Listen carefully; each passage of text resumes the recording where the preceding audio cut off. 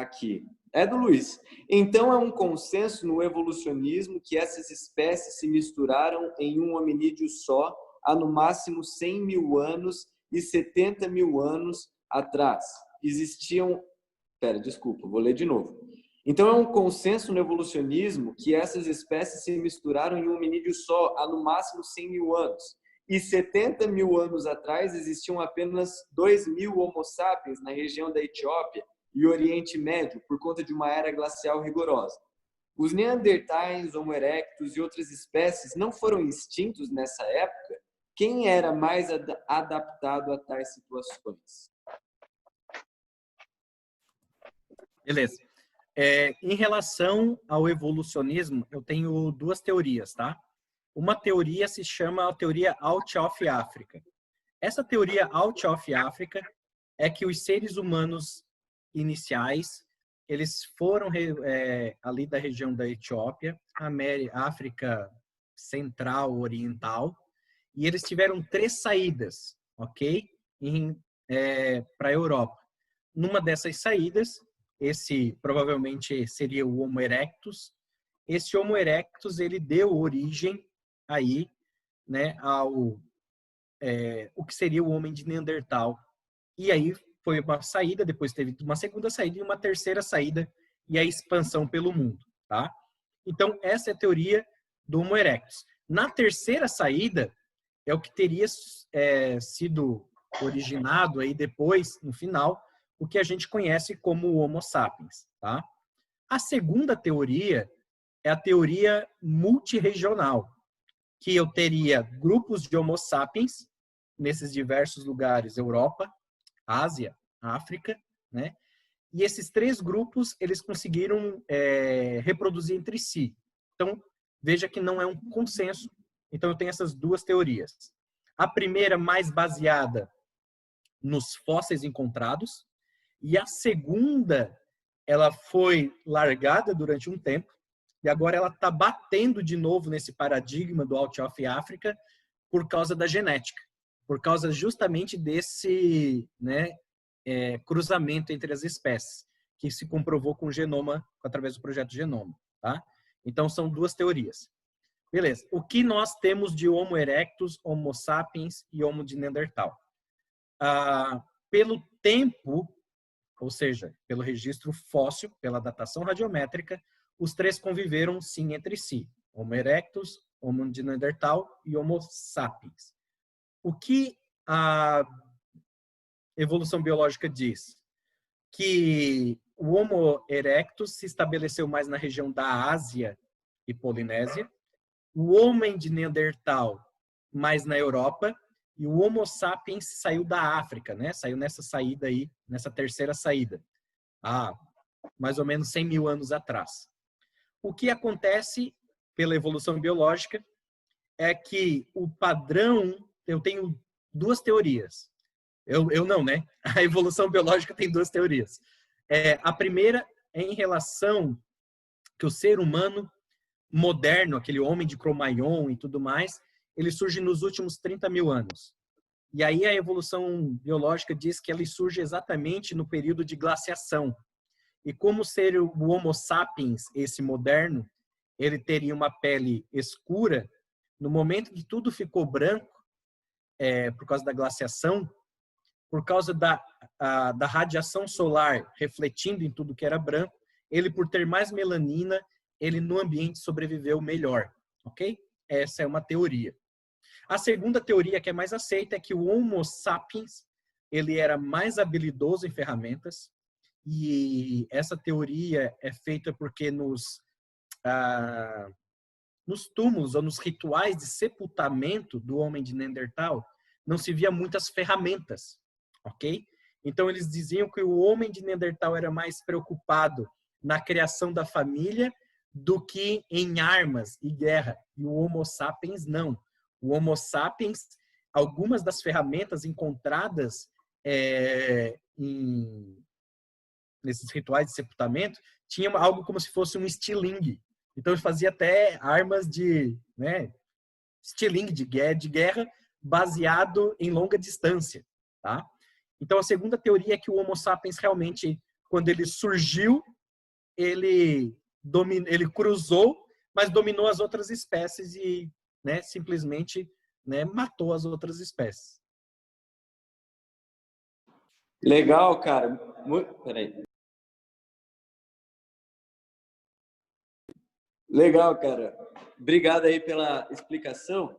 Agora tem uma segunda pergunta que seria também do Luiz. Então ele até em contato aqui no privado, e aí ele pode abrir o microfone dele para fazer a pergunta.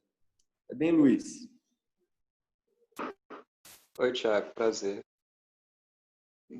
Então, a minha segunda pergunta ela tem um pouco a ver com a primeira, né? Porque, tendo em vista que existe o evolucionismo e o criacionismo, só que as duas teorias, elas, em termos de tempo e de localidade que surgiu a humanidade, elas diferem um pouco, porque o evolucionismo fala que a humanidade surgiu naquela região de Shift, né? Que é de Rift, aliás, que é lá entre a Etiópia e a Tanzânia. Já o criacionismo diz respeito mais à Mesopotâmia. Só que existe uma coisa que assim, eu lendo, eu imaginei que podia ter a ver, que o criacionismo, ele fala da Mesopotâmia, lá na região da Crescente Fértil, surgiria, né, o Adão e Eva. Mas isso aí seria mais ou menos a localidade, né? Mas por que seria lá? Por conta que lá tem condições ideais para se criar animais e várias espécies de cereais que poderiam ser cultivados, assim, melhorando a nutrição das populações e tal. Até as primeiras cidades teriam sido criadas lá. Mas isso tudo aconteceria cerca de 11 mil anos atrás, né? Que teve a glaciação e depois dessa glaciação teve o desgelo, né? E aí, o que acontece? Eu não sei se seria a sua área, assim, mais ou menos, por conta que é só questão de datas mesmo e tal, que esses 6 mil anos e 12 mil anos, alguns criacionistas falam em 12 mil anos, né, que foi criado lá no Oriente Médio. Os evolucionistas falam que foi na Etiópia, né? Então, tentar conciliar mais ou menos essas datas, né? Eu queria só saber se o criacionismo pode idealizar uma data que seja de 12 mil anos em vez de 6 mil, por conta que teve essa criação de civilizações nessa época de 12 mil anos atrás e que, coincidentemente, foi na mesma área onde ocorreu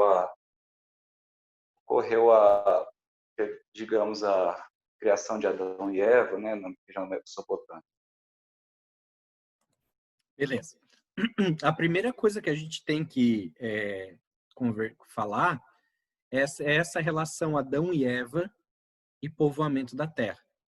Veja que capítulo 9 de Gênesis, o verso 18, ele fala o seguinte: os filhos de Noé que saíram da arca foram Sem, Cã e Jafé. Cã é o pai de Canaã. Mas o verso 19 que é importante. Esses três foram filhos de Noé e a partir deles se fez o povoamento de toda a terra. Então veja, trazendo esse paralelo. Não importa, claro, se a gente está falando de Adão e Eva e a gente está falando de Noé, né, e depois Torre de Babel, a região é a mesma, tá? É a região da Mesopotâmia. Então, se você pega ali Monte Ararat, né, a região onde seria a Turquia hoje e tudo mais, o lugar bate tanto para Adão e Eva como para Noé. O que eu traço um paralelo em relação a essa questão de hominídeos, eu traço um paralelo através de Noé, ok? Eu não vou tanto assim até Adão e Eva, claro. Aí a questão de Eva mitocondrial, e tudo mais. Mas tem um negócio que é bem legal. Tá um recado aqui para mim, só um instantinho. Vocês estão me ouvindo? Que apareceu um recado que estava ruim a conexão? Estamos ouvindo. Deu só um blá, mas já está tudo certo. Beleza. Então eu traço um paralelo do dilúvio. Uma coisa que eu não comentei é que eu tenho do DNA mitocondrial, eu tenho 3 variações iniciais, que eu chamo de L1, L2 e L3. E o que é bacana? Que Sem, Cã e Jafé, né, casam aí com 3 mulheres. E aí eu tenho 3 linhagens mitocondriais, L1, L2 e L3, e 3 mulheres, que eles povoam a Terra. Tá? Então, isso é uma outra coisa que bate. Vindo agora da glaciação, veja que no modelo criacionista, a glaciação ela se daria pós-dilúvio, tá? E aí vem de novo. Como que eu posso dizer? E essa inquietação sua em relação à glaciação e o relato bíblico é a mesma que a minha, tá? Eu, biólogo, querendo ter uma relação entre o hominídeo, o relato do dilúvio e os fenômenos de glaciação que são trazidos, eu gostaria muito que a Bíblia tivesse trazido assim, olha, e houve um esfriamento na Terra. Em Jó tem uma passagem, ok, que daria a impressão dessa glaciação, tá? Mas não vamos incutir o nosso querer no texto bíblico. Mas em Jó tem uma passagem que relata uma certa glaciação. Então, os descendentes ali de Noé, Cã e Jafé passaram, né, por um esfriamento no planeta. Então, só que assim, antes disso, nós, pelo modelo criacionista, que nunca havia chovido na Terra e que toda a Terra teria praticamente a mesma temperatura, e isso é legal também, se você começa a ver paleontologia, que pelo modelo, claro que não tem nada a ver com o modelo de criação da Terra, mas o modelo de massas continentais agregadas e tudo mais, você tem todos os continentes meio que se alinhando na linha do Equador, ok?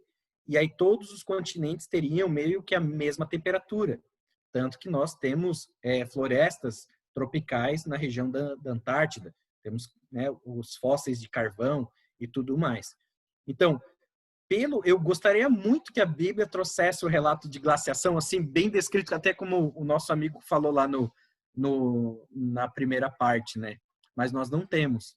Então, eu, Tiago, né, acredito que a questão de glaciação não está na Bíblia, porque não era o objetivo do autor. De novo, a Bíblia ela se preocupa com a questão de salvação e não a questão de glaciação, né? Ou de provar a ciência.